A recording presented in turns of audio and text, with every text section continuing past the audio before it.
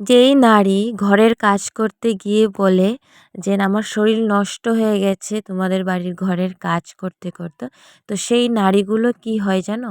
তারা নিজের সংসারের জন্য কাজ করতে চায় না, তারা শরীরের যত্নটা করে পরপুরুষের জন্য। কথাটা কি সত্যি বললাম? একটু কমেন্ট করে বলবে। আজকে কিসের জন্য কথাটা বললাম সেটাই তোমাদের সাথে শেয়ার করব। So hello everyone, good morning. এটা ছিল কালকে বিকালের মানে রুটিনটা।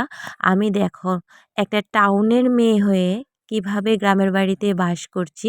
জানি না কতদিন শক্তি হবে, কিন্তু আমি সবসময় চেষ্টা করি সবার মতন হয়ে ওঠার জন্য। আজ পর্যন্ত কি কেউই আমাকে হার মানাতে পারেনি, আর জানি না পরে পারবে কি না। না, তো দেখো, যেই কথা সেই কাজ। তো এই কথাটা আমি কেনই বললাম, তো সবাই আমাকে ভালো কমেন্টই করে।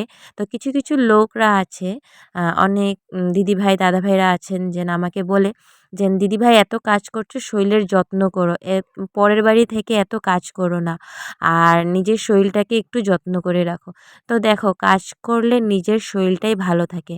আর শরীর কারা যত্ন করে জানো?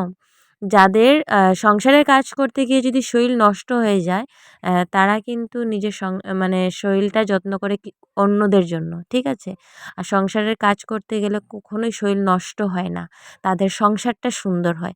কথাটা কি আমি সত্যি বললাম? কমেন্ট করে বলবেন। আর দেখো, বিকালবেলা ঝাড়ু মারার পর এতটাই সুন্দর লাগছে উঠানটা দেখতে, আর নিজের কাজ করতে অনেকটাই ভালো লাগে।